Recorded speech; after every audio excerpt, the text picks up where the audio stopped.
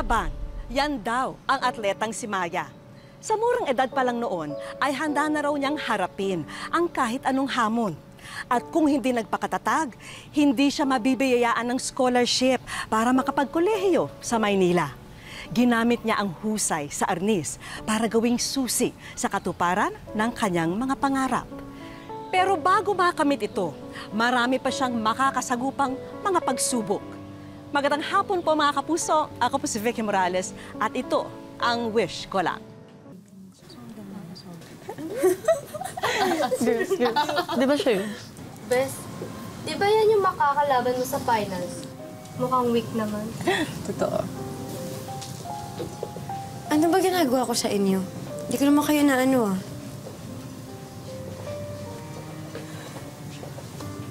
Anong wala? Sali ka ng sali sa mga tournament. Eh, ang papangit naman ng uniform mo. Hindi naman yung uniform yung importante dun, di ba? Kailangan ko kasi yun sa scholarship ko. Ah, so wala kang pambayad. Alam mo ba kung anong ginagawa sa mga walang pambayad dito? Pinapatanggal sa school. Wala naman akong ginagawa sa inyo. Girls, hayaan niyo na siya. I'm sure magkikita pa tayo ulit sa tournament. At sisiguraduhin kong pababagsakin kita.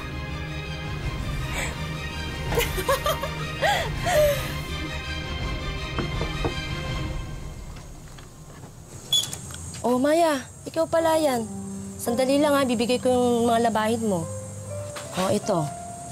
Okay po. Para hindi maging pabigat sa kanyang mga magulang, naisipan din ni Maya na tustusan ang sariling gastusin sa pamamagitan ng pagtanggap ng labada.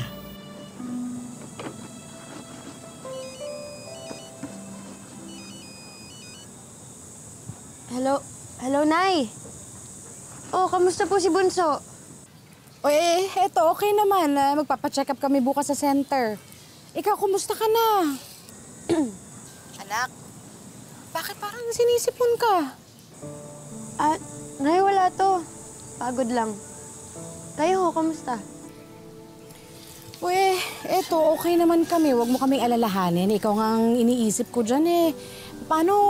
Ano bang ginagawa mo? Umaga, nag-iensayo ka. Tapos mag-aaral ka pa. Sa gabi, maglalaba ka pa.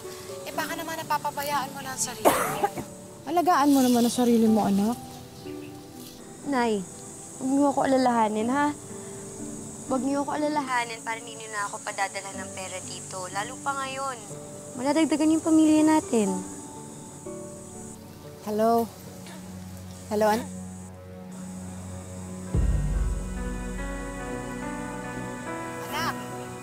Anak, okay ka lang ba? Wala po, Nay.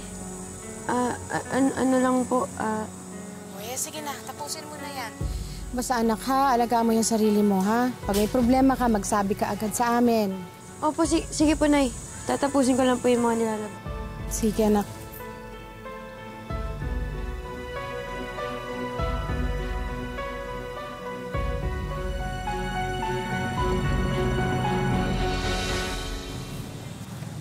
Sigurado ka bang ayaw mo kong maghatid sa'yo mamaya? Ano ka ba, Edong? Kaya ko na to. Mamasada ka na lang. Sayang yung kikitain. Sige na. Ako nang bahala dito, ha? Pare, hinay-hinay lang sa pagpapatakbo, ha? Buntis si Mrs. Ha? Sige, pare. Sige na. Ingat ka. Mag-ingat Sige ako. Sige. Laki. Ingat ka, ha?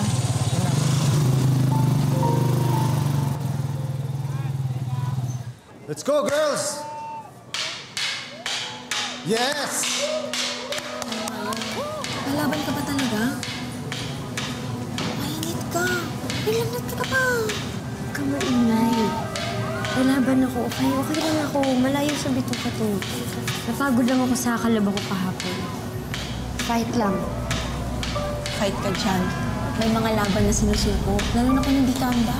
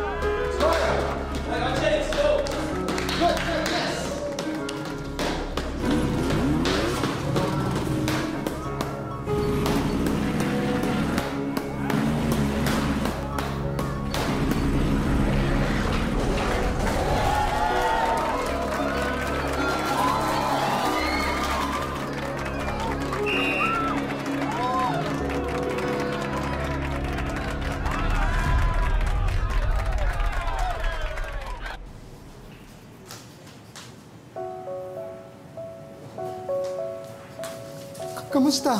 Kamusta anak natin? Salamat sa Diyos at ligtas siya. Ligtas ang bunso natin. Sa susunod, din ko napapayagang lumabas ka mag-isa. Salamat at pareho kayong ligtas. Nakaligtas man sa sakuna ang ina ni Maya at ang batang nasa sinapupunan nito. Wala silang kaalam-alam na may kalbaryong kakaharapin ang anak nilang nasa Maynila.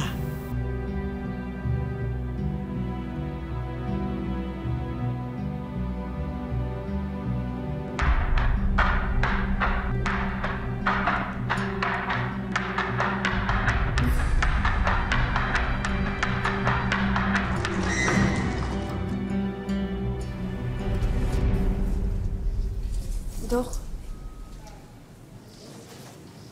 Aasan ho ako? Hinimatay ka, Maya. Sabi naman kasi sa'yo huwag basta laban lang ng laban. Ayan tuloy. Dapat sinabi mo sa akin na may lagnat ka pala.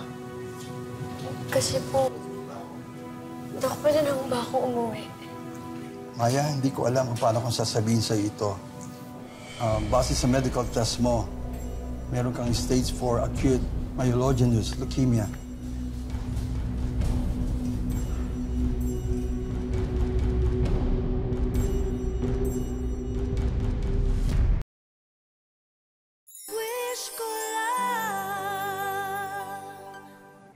Dok, pwede na ba ako umuwi? Base sa medical test mo, meron kang stage 4 acute myelogenous leukemia.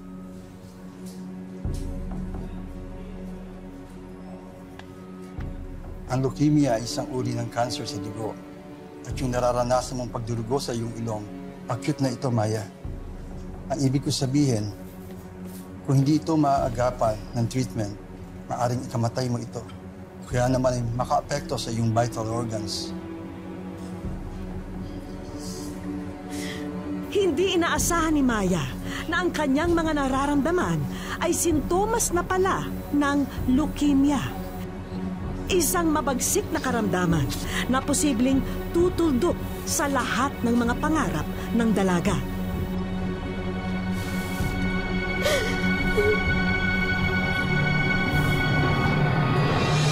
Dahil sa kanyang iniindang karamdaman, nagpasya si Maya na umuwi sa mga magulang niya sa probinsya.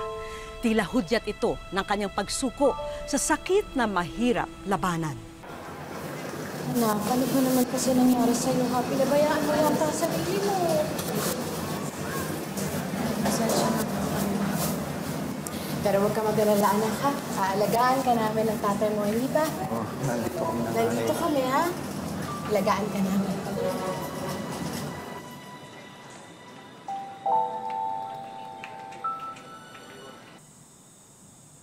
Kahit napalaban si Maya, tila hindi niya kinakaya ang makipagtunggali sa sakit niya.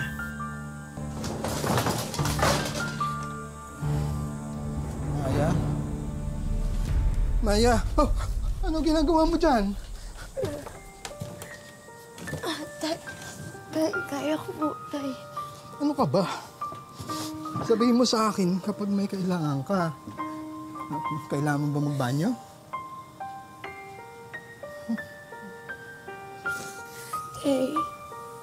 Tay, pasensya na ho kayo, ha. Hindi naman ho ito yung plano ko. Tama, andito na ako. Sa unang chemotherapy session niya, nahirapan na ang kanyang magulang para makalikom ng pambayad nito. At hindi raw madali kapag bumisa na ang epekto ng gamot nito sa kanyang katawan.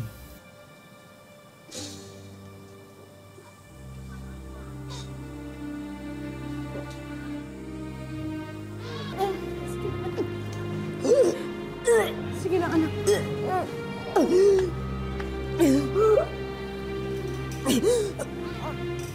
Sige lang, anak.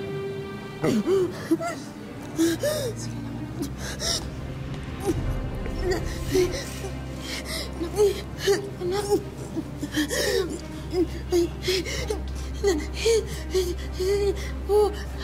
Ako. Hindi ka Nurse! Nurse! Nurse, tulong ah! Tulong! Hindi makahinga anak ko. Pakitawag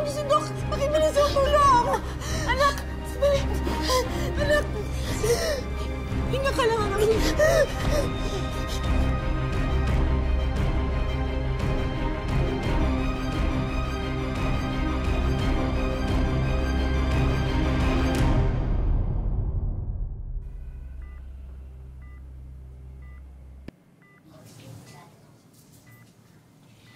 Anak, paano ka lalakas rin kung hindi ka kakain, ha?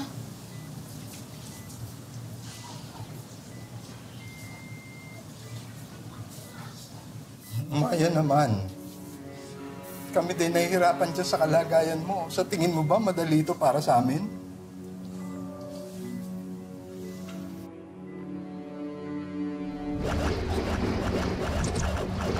Arnis ang naging pagkakataon na maging tulay sana sa katuparan ng mga pangarap ni Maya.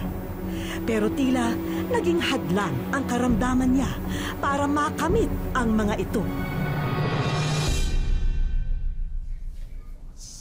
Tay, hindi ko na ako kaya.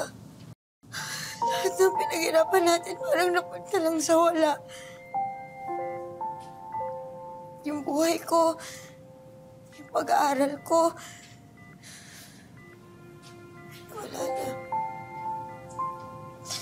Hindi ko na ako kaya, Nay. Hindi ko na ako talaga kaya. Ayoko na. Maya, anak, huwag kang susuko. Lalaban tayo, ha? Lalaban tayo. Hindi ka nag-iisa, anak ko. Nandito kami. Hindi ko na ako kaya, Nay.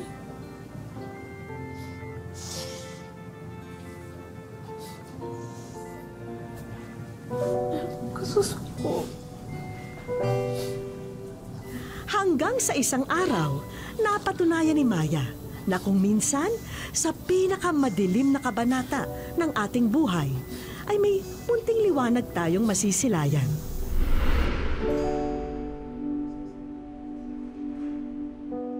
Habang nakikipaglaban kasi siya sa sakit na leukemia, isang masayang sorpresa ang tumambad sa kanya mula sa pinasukang pamantasan sa Maynila. Ladies and gentlemen, the entrance of the candidate for Pampanga. Nito lamang March 14, 2017, isinagawa ang graduation rites ni Maya sa ospital na dinaluhan ng kanyang coach, mga guro at presidente ng kanilang pamantasan. Mula Maynila ay lumipat pa sila sa Cagayan de Oro. Kaya pakiramdam niya'y hindi na baliwala ang 4 na taong ginugol niya sa pag-aaral ng kursong BS Physical Education. Unang-una ko pong nakita yung coach ko sa pintuan, tapos nakikita ko po yung mga teachers ko, yung president namin sa school na nakatoga. Sabi ko, eto na nga ba, sabi, ayun po, naiyak po ako sobra. Hindi ko po talaga ina-expect na makakagraduate kahit na may sakit ako.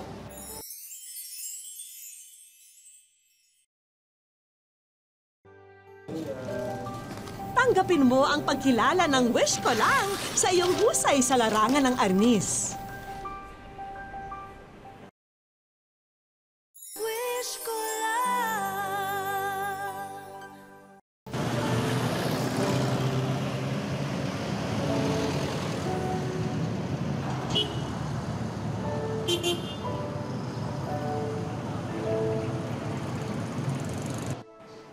Nakapag-isang chemotherapy session na raw si Maya. At bawat araw daw na dumarating, isang malaking laban para sa dalagitang atleta. 4 months na po, nilalabanan ko yung sakit ko, tapos feeling positive pa din po. Feeling ko nga po magaling na ako. Yun po yung laging iniisip ko. Yun po yung pinagpipray ko kay God na, Lord, sana gumaling na ako bukas. Kasi ayoko po mag-suffer ng 1 year. Kung pwede po, mga ilang months lang po, gumaling na ako. Ganun pa man, hindi lingid kay Maya at sa kanyang pamilya na hindi na mura at madaling gamutin ang dumapong sakit sa kanya. Taxi driver ang kanyang ama habang labandera naman ang kanyang ina. Acute myelogenous leukemia, AML, cancer po sa dugo. Parang doubted po ako sa sarili ko kung gagaling ba ako. Siyempre, parang bumagsak po yung yung mundo ko. Sa una-una, masigla tayo, pero hindi natin ina-expect may nakatagong sakit na pala sa loob natin. Yun po, sobrang hirap. Kasi nag-OJT pa lang ako, tapos iniisip ko, paano na yun? Hindi ko na matatapos yung OJT ko, yung time namin na kailangang i-achieve sa OJT. Wala na.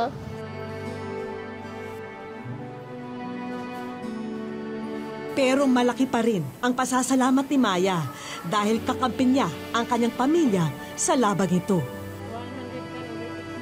Para po sa akin, si God po yung nagpaparamdam sa akin ng positive. Dapat positive ka lagi. Yung mga magulang ko, sa kanila lang po ako kumakapit ng lakas. Ito yung nag-change ng life ko para maging positive. Kaming lahat umaasa sa pagaling mo. Mahal na mahal ka namin. Miss na miss ko na nga yung time na nakikita kita na naglalaro. Yung katawan mo na na malakas. Humahampas ka ng stick mo ng arnis. Tsaka miss ko na din yung mga smile mo. Kung babalikan ang naging buhay ni Maya, marami ang makakaramdam ng paghanga at panghihinayang.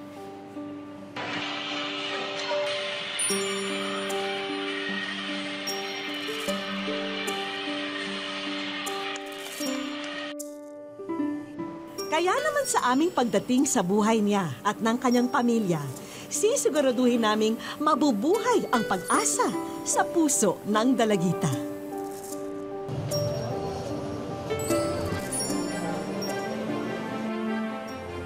Kung gamot at hiringgilya ang madalas na dalhin kay Maya ng kanyang attending nurse, maiiba raw ngayon. Hi, Ma'am Maya. Hello. Pinabibigay ni Doc.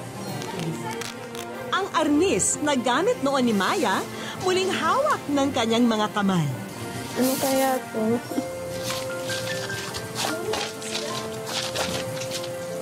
Laban lang, Maya. Sa likod mo ang wish ko lang. Thank you po, GMA7, sa wish ko lang. Maraming salamat po sa binigay niyong sorpresa po para sa akin. At hindi lang po para sa akin, para din po sa pamilya ko. Ihanda mo ang sarili mo, Maya, dahil kakaibang medalya at tropeyo ang ihahanda namin para sa iyo.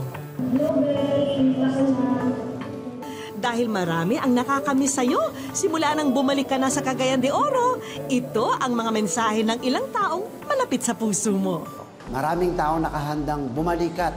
Hindi lang ikaw, sama-sama tayo sa panalangin, hindi lang sa laro. Kaya tuloy ang laban. Alam mo, miss na talaga kita. Hindi ko man masasabi sa'yo minsan na mahal kita verbally, pero through action, sana makikita mo ngayon na mga ginagawa namin is para sa'yo. Huwag mong kakalimutan mag-pray at pinapalakas namin yung loob mo kasi kahit malayo ka, mahal na mahal ka namin. Una-una po sa lahat, sobrang nakakagaan po ng loob. Tapos, nakalimutan ko talaga na may sakit ako. Grabe! Ito talaga yung pinapangarap ko. Kasi gusto ko talaga magtapos ng pag-aaral. Gusto ko pong magkaroon po kami ng sariling bahay. Wish ko Tanggapin mo ang pagkilala ng wish ko lang sa iyong husay sa larangan ng arnis. Iniiyakan ko po yung arnis kasi gusto ko maging champion. Pero hindi sa lahat ng panahon magiging champion ka. Para sa iyo rin ang 25,000 pesos na medical assistance at supplements para sa iyong pagpapagaling.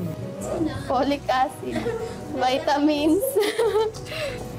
Round 1 pa lang yan ang mga regalo, Maya. Dahil meron pa tayong mga bisita na may magandang ibabalita sa iyo. Meron po akong sasabihin sa iyo. Huwag mo nang isipin yung bayaran sa hospital, pagpa-hospital. Dahil sagot na yan ang hospital. Pati yung chemo sessions mo, sagot na rin. Wow! Kasi ang Department of Health ay may program na medical assistance program. Kami ang nag-implement. So, kasali ka doon sa you are one of the beneficiaries. Wow, love it. Thank you, Ma'am. Thank you po talaga. Huwag kang mag-alala. Malaking tulong po talaga ni sobra. Salamat po talaga. Ang round 3 ng aming mga regalo ay tiyak na magpapasaya sa iyo, Maya, at sa iyong pamilya. Dahil may espesyal na regalo ang lungsod ng Cagayan de Oro para sa inyo. In our small way, gusto rin namin tumulong, Maya. Meron tayong ito yung check-in 5,000 para sa livelihood that's payable to you. And ito, may cash assistance na 10,000. I hope makakatulong to Maya. And then ako rin, tulong na rin ako on a personal basis. Bigyan rin kita ng 5,000. Sensya ka na, no? At heartily given. And wow, alam ko, wish mo na magkaroon ng bahay for the family. So, ako'y natutuwa for the city and for the people of Cagayan de Oro City na maging part nitong wish ko lang. May unit ka na sa Calaanan. Ito yung Habitat for Humanity project. Grabe! Ito talaga yung pinapangarap ko. Kasi gusto ko talaga magtapos ng pag-aaral.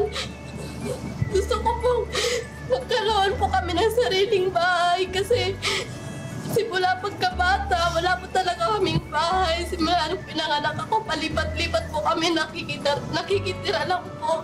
Tapos ito na po ngayon, ito na po yung pinapangarap ko. Hindi po hadlang yung sakit ko sa mga pangarap.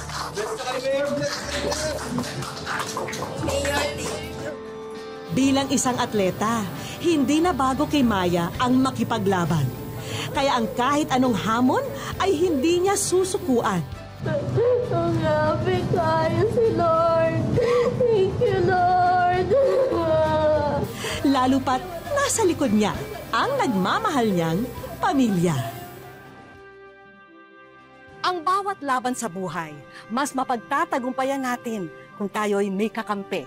Gaya na lang po ng suporta at pagmamahal ng ating pamilya. Hanggang sa susunod na Sabado po, ako po muli si Vicky Morales at ito ang wish ko lang.